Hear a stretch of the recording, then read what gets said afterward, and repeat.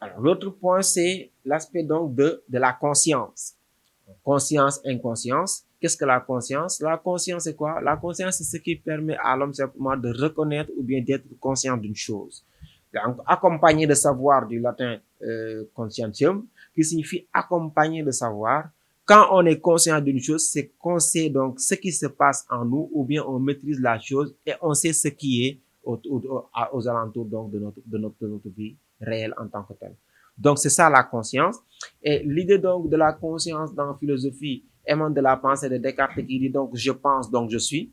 Quand Descartes dit je pense donc je suis, il veut simplement montrer que l'homme est quelqu'un qui est déterminé par sa conscience. L'homme sait qu'il est conscient de son existence. Maintenant, selon Descartes, la conscience se détache de toutes les autres consciences. Parce que Descartes a douté de toutes les autres consciences, de tous les objets donc, qui existent dans le monde, sauf d'une chose qu'au moment où il est en train de douter, il existe.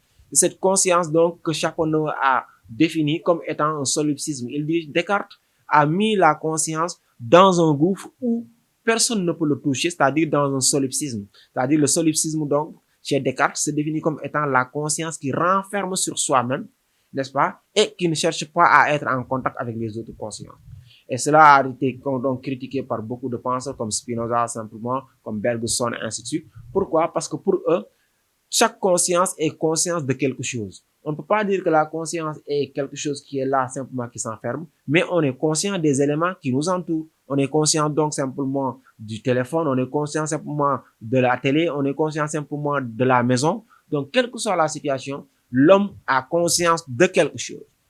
Et là, après avoir défini donc la conscience, il y a l'autre aspect, qui est l'aspect donc de l'inconscient.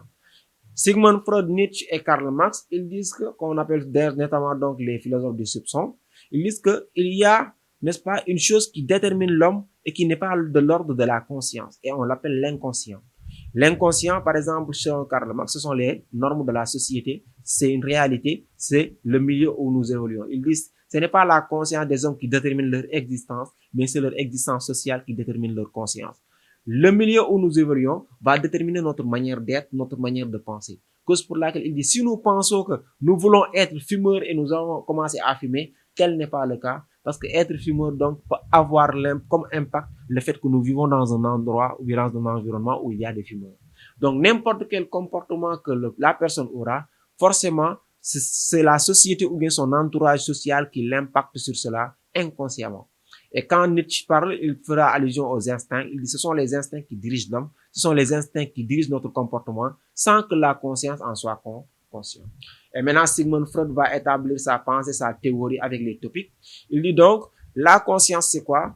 C'est quelque chose donc qui est là, mais il y a l'inconscient qui dirige l'homme et qui dirige la majeure partie donc de nos actions. Et comparé à un iceberg, la partie visible, c'est la conscience, mais la partie qui se trouve donc sous l'eau, c'est simplement l'inconscient.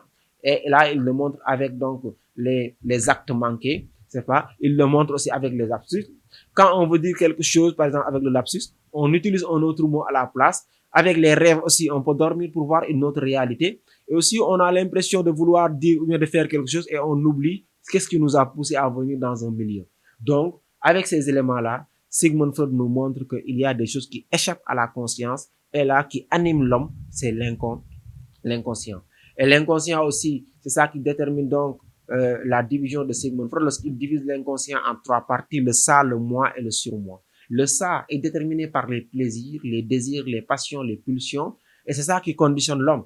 Le ça ne conjugue qu'un seul verbe, c'est-à-dire je veux. Le ça nous dirige, il veut que nous fassions quelque chose, ainsi de suite. Maintenant, il y a le surmoi qui dit tu ne dois pas. C'est-à-dire je dois ou bien tu ne dois pas, qui nous interdit. On parle de l'ordre de la morale. Et quand on parle maintenant du moi, le moi joue le rôle de sens, de régulateur. Il est tenu de prendre en compte les désirs du ça et les interdictions du moi pour ainsi donc légiférer un comportement que l'homme devrait adopter carrément. Donc, quelle que soit la situation, selon Sigmund Freud, la conscience est là, mais cette conscience détermine, n'est-ce pas, une partie, l'inconscient détermine une partie de nos actions selon Sigmund Freud.